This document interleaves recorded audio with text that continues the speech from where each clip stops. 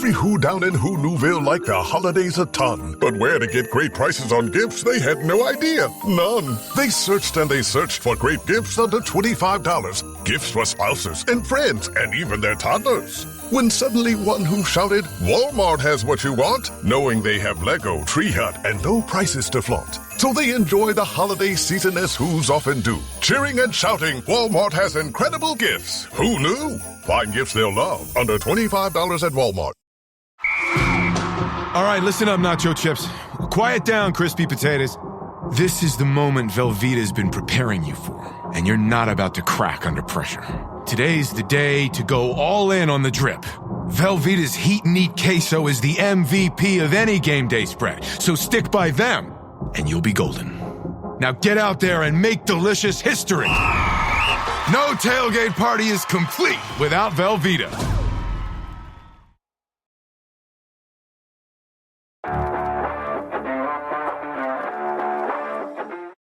Welcome to People Tech, the podcast of WorkforceAI.news.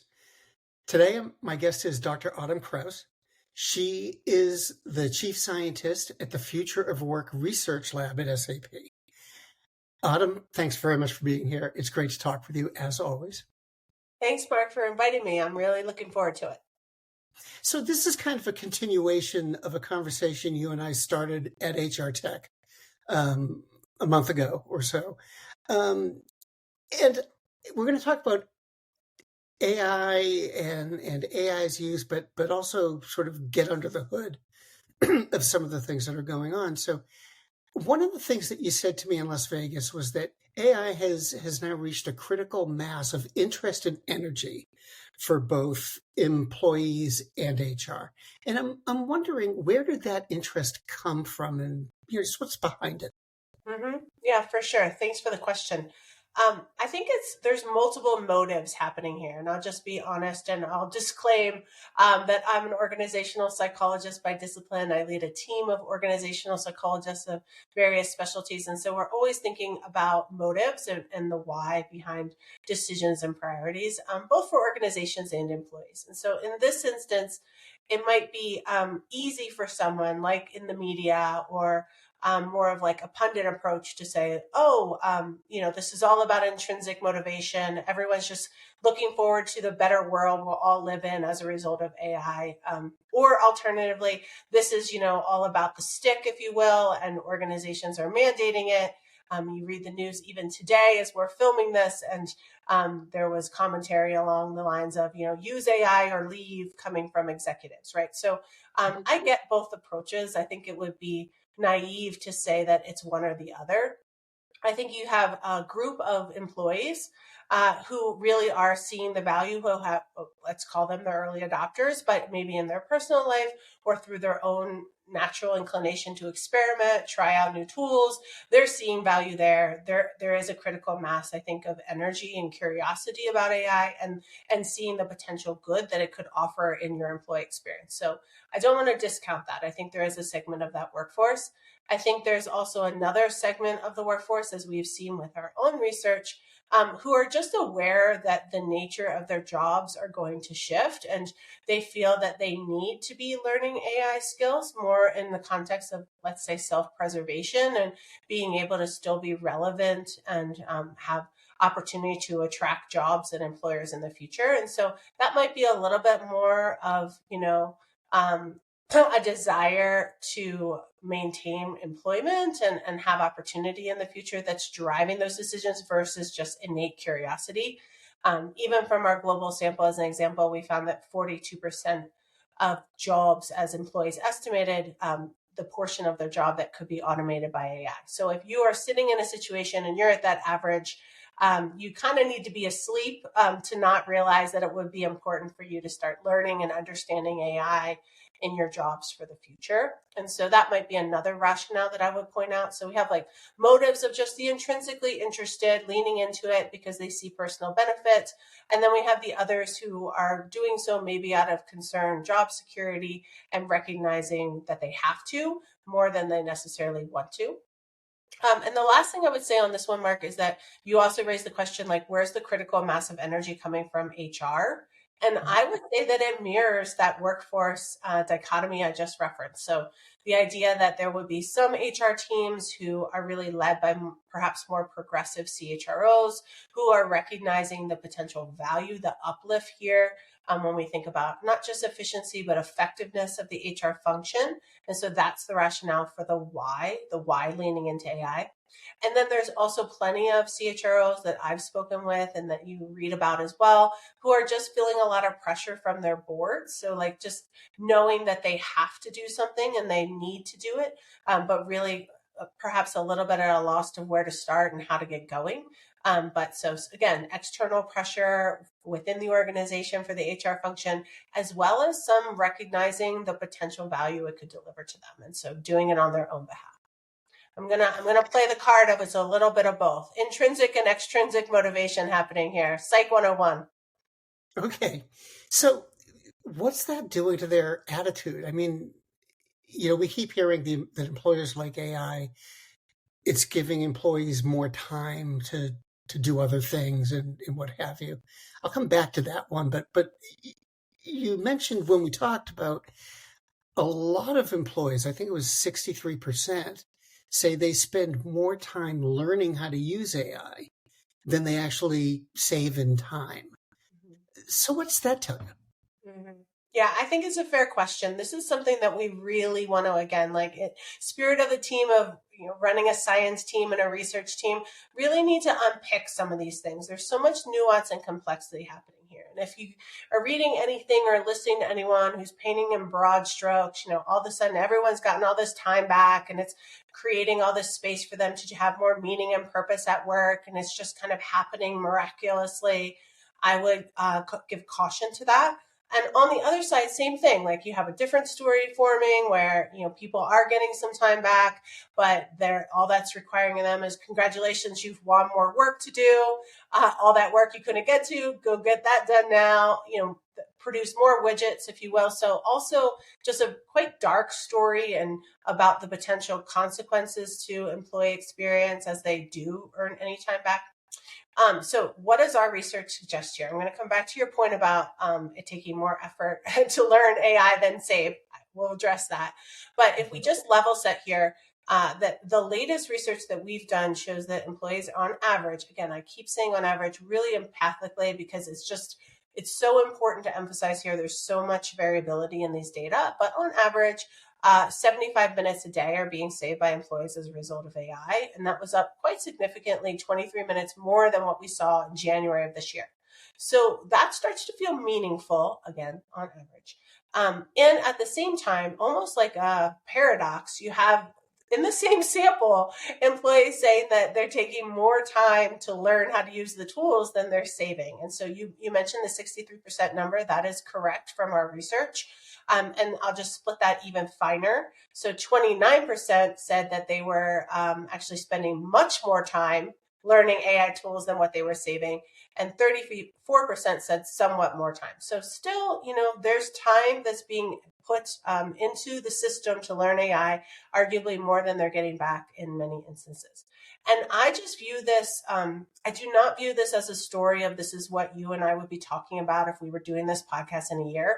I do think it is reflective of a moment in time and a moment in time where we're just seeing a lot of friction and challenge with the AI implementation, the rollouts and the adoption inside organizations. And I would argue that, if I put my organizational change hat on for a moment, that we've struggled as companies to figure out how to move from that experimentation, give it a go, see what you figure out for yourself. It'd be great if you, used it and learned how to and got benefits and tell me what you learned. And kind of that energy was where we were arguably over a year and a half ago to now these expectations of widespread usage and uplift that really haven't manifested. And why? Well, we haven't really given that foundational, I'm going to call it learning and development, but I wouldn't get too attached. I'm not asking you to go teach every employee,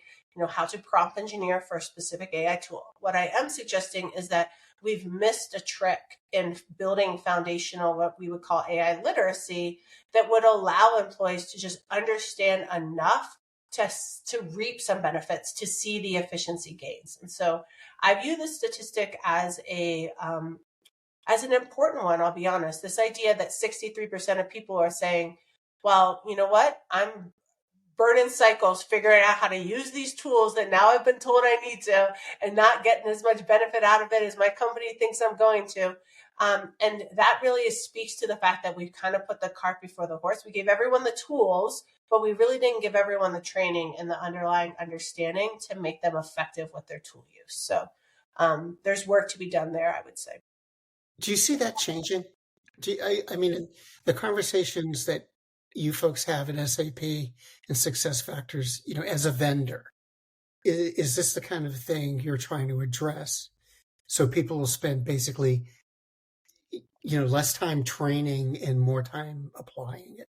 Yeah, I do think we have a role to play here as SAP SuccessFactors for sure. I think we have an opportunity to, one, make our tools more intuitive to use, create a situation with our AI capabilities that make them easier for employees and leaders and HR for that matter to understand how to use them, to be able to deploy them easily, to get that uplift on efficiency that everyone's striving for. So that's a role for us as we design and implement our tools. We also have an opportunity, I think, to embed easy ways to help employees use them. So if we think about our AI use cases, are we able to also embed some of those micro guidance, micro instruction right inside the tool at time of use so that employees can just quickly build some of that literacy, at least to be able to get the immediate thing done they're trying to with the capabilities we offer. So I think like in our swim lane as tech provider, we have a great opportunity to really take that into consideration as we're trying to get employees, managers, HR to leverage our AI capabilities. And then beyond that, though, I also think as a research team, as a future work research lab, we continue to study AI literacy and put forward and promote this, endorse it as a capability that customers and companies should be considering. That's arguably outside our sphere of control to build AI literacy generally inside our customers' organizations. But it's certainly in our sphere of influence, I would argue, that we can educate them on what AI literacy is and help them figure out how to bring that in as a foundational capability to their companies. So I think it will change. I think that there is enough, again, I'll use the word friction, not so much at like a UX level, but more as an organizational adoption level where companies are just not fully where they want to be or thought they would be in AI benefits. And so they're trying to figure out what do they need to do? How do they need to pivot? And building that basic capability, maybe hit and pause on all of the tool use and just building some of that foundational AI literacy might allow them to like accelerate rather than continuing to try and like throw more tools at their workforce. When the holidays start to feel a bit repetitive, reach for a Sprite Winter Spiced Cranberry and put your twist on tradition. A bold cranberry and winter spice flavor fusion, Sprite Winter Spiced Cranberry is a refreshing way to shake things up this sipping season. And only for a limited time. Sprite. Obey your thirst. This episode is brought to you by Indeed. You're ready to move your business forward, but first, you need to find the right team. Start your search with Indeed Sponsored Jobs. It can help you reach qualified candidates fast, ensuring your listing is the first one they see. According to Indeed data, sponsored jobs are 90% more likely to report a hire than non-sponsored jobs. See the results for yourself. Get a $75 sponsored job credit at Indeed.com/podcast. Terms and conditions apply. So while employees are sort of navigating this, one of the things that you hear a lot from everybody, especially vendors, but employers too, is AI is going to save their employees a lot of time. So what are the employees doing with that time? I mean, it's not like they're suddenly getting hours sliced off their job. So what happens with that? With the time back? Yeah, that's a good question. So let's assume, we'll go back to kind of the scenario you and I were just playing out. Let's just assume that we do have employees who are reaping some benefit, getting some of that time back. Let's that average of 75 minutes a day.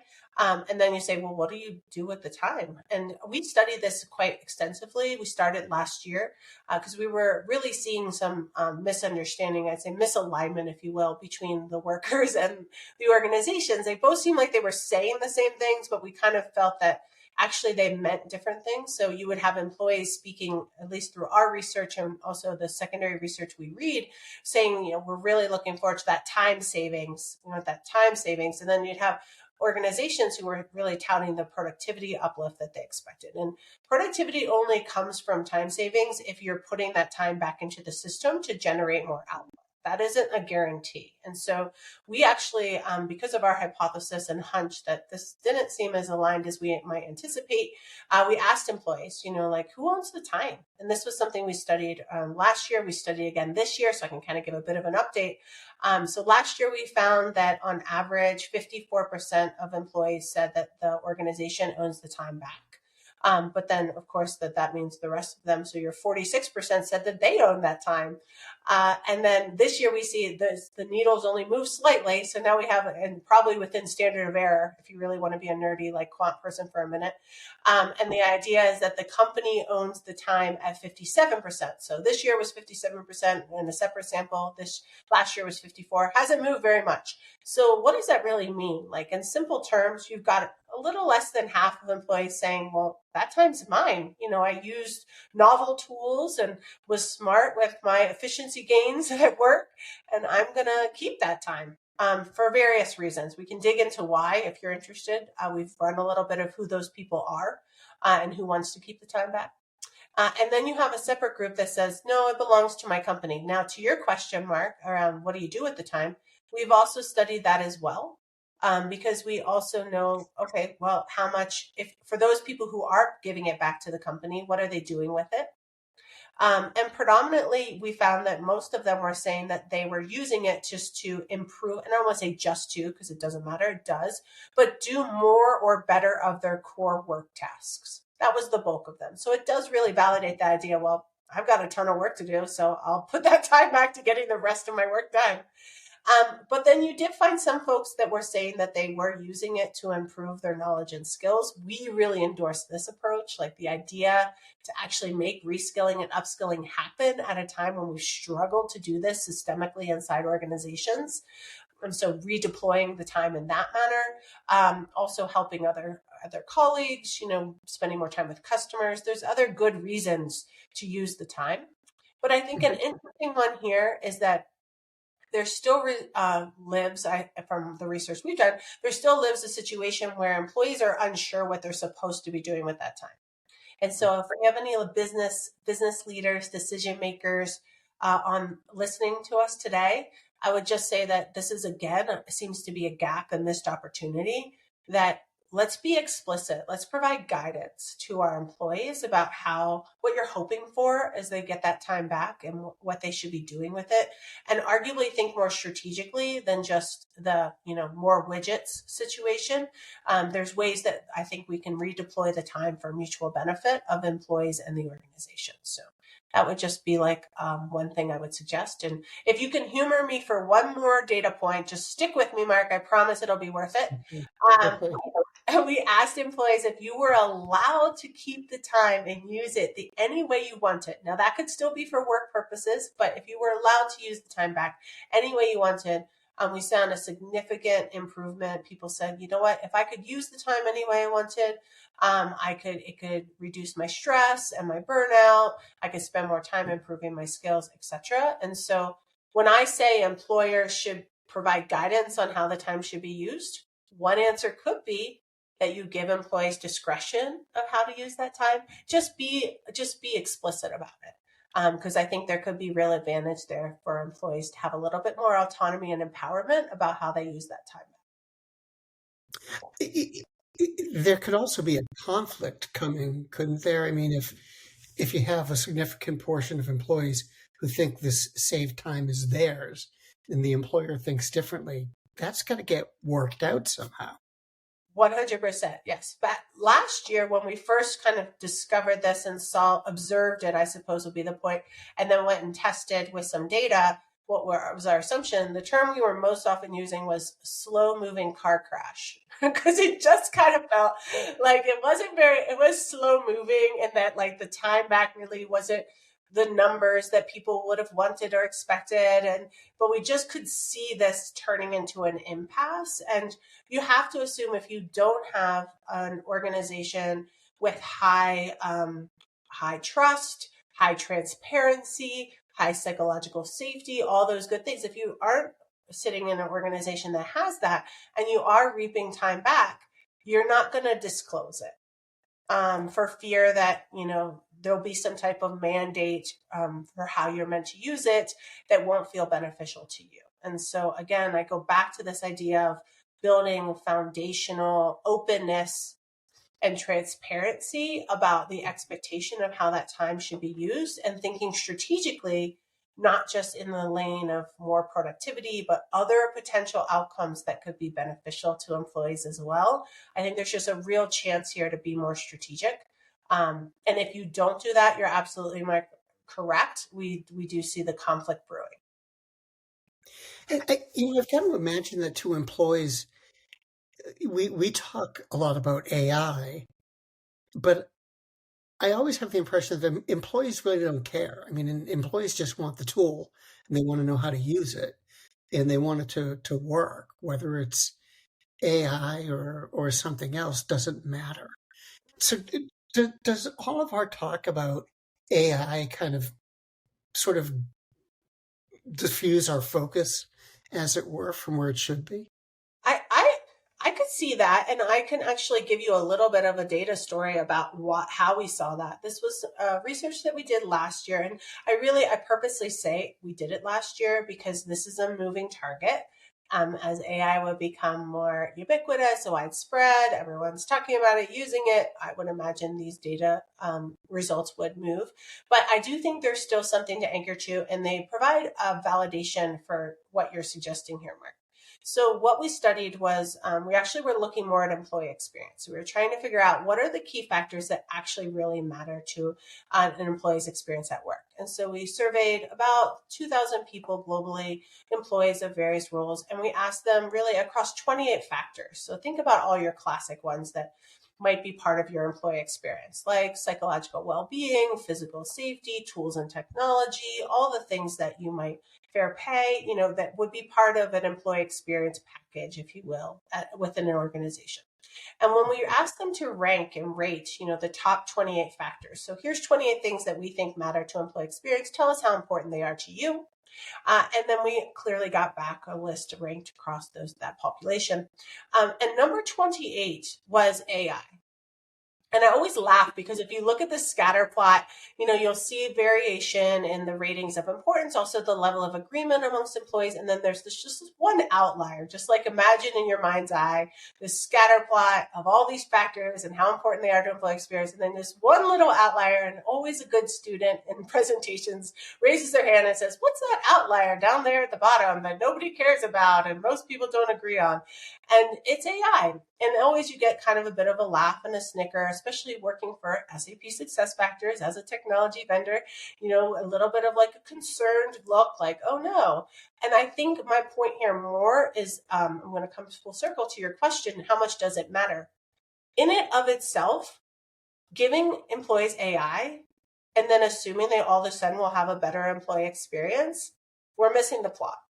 Like the plot of the story is that we use AI to enable the factors of employee experience that actually matter to our workforce. So when we look at something like the chart that we looked at, and this would be different for all of our listeners, in your organization, what are the factors of employee experience that matter most to your workforce? And then how can you use AI to enable those factors, to make those things better that innately are the things that our employees care about most?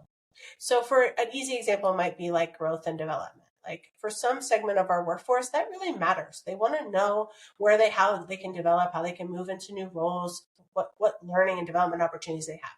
That is an innate factor that they care about. Okay, cool. Well, we can deploy AI even within SAP SuccessFactors to help enable that, to mobilize that, to make that come to life for employees. And so that is the story that we tell and counsel our HR leaders when I spend time with them and my team does.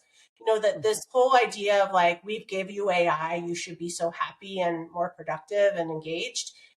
It's not how it works, right? It's an indirect effect. We give you AI to enable the things that you care about to make your work experience better. Let me ask you just one more question. And this can be related to what we've just been talking about, or can be about something else. What is the question I should have asked you today that I didn't? Do you do that to everyone, or is this just a special? No, you're the first one, but it occurs to me. Like, It's fun. I really was hoping that we would get in more to work redesign, because I know that this was of interest to you the last time we chatted. And the reason I bring that up is because our conversation so far today really was focused more on current tasks and current experience, and what are employees experiencing when they're trying to use AI within their current jobs. And when we study the future of work, and most recently released our predictions report at Success Connect, actually, we're really trying to put forward this idea that organizations in their short-term thinking are very much focused on trying to get more output and throughput out of their current workflows, current jobs and tasks as they've been designed. And we just don't think that this is the strategy that's going to get any of those transformational outcomes that, frankly, both employees and organizations are looking for. Like, how can we make work actually better? And so that would be a conversation I would love to have at some point, because I do think that there's a different future. There's an alternative future where we're just not trying to get more juice out of the squeeze of our current jobs. And instead, we're actually redesigning work from the ground up, trying to figure out what the tasks should be that we should be doing as humans as well as AI. And there's a chance for some real, I'm going to use the word synergy. Probably everyone's groaning, but I'm going there. Synergistic impact and benefit if we just can really crack this nut, trying to figure out how work could evolve so that both employees and AI can reach their potential. I think it's a thing. It should be a thing. And I caution organizations who are so focused on like the efficiency, productivity gains currently, that they're waiting for something to like later deal with work redesign and the transformational stuff. We're just never going to get there. So that would be what I hoped we could talk. I kind of did. So I kind of did it. you did. And actually, the double-edged sword is now I'm going to ask you to come back again. But let me ask you one question related to that. Is what you're describing should happen, is it really possible, like in this business environment, that it can happen? Yeah, this is something that I do think I'm going to be an optimist here, and I'm going to say yes, in part because we are in the depths of like studying this right now and trying to figure out how to make it happen. Because what I don't want to leave you with, or our listeners with, is this idea that it's an if. Like, well, if we did that. I don't think it's an if. I think it's a how. I think the real value here for organizations, the unlock of what AI can do, is not by just currently automating everything we have in place, but actually doing the movement towards new work models and new nature of jobs. And I do think that this is possible. Now, one of the ways I've heard a smart person say, I won't take credit for it, but when I've had this conversation with a smart colleague, they've really said, well, we should look to AI native companies and how they're setting up and what their jobs look like. Because realistically, you'd argue if you were fresh, that you'd set up in a new model with new types of work and tasks and how humans are working alongside AI versus large organizations that are just going to struggle to move, bureaucracy and process that's been well embedded, and culture for that matter, that's been well embedded. So our team is doing both. We're trying to figure out how to help organizations move and change and do this transformation. We think that there's a technology opportunity here, of course, to scale this well. But at the same time, we look to, the startup friends that we have and how they're designing work for inspiration. Because if you had a fresh piece of paper, you'd probably design work pretty differently today. It's true. Autumn, thank you so much. It was great talking to you. It's always fun to talk with you. I will ask you back so we can get more into this. And thank you again. Yeah, for sure. Thanks so much, Mark. It was a good time. I'm happy to do part 2 when we have more data to offer. Okay, great.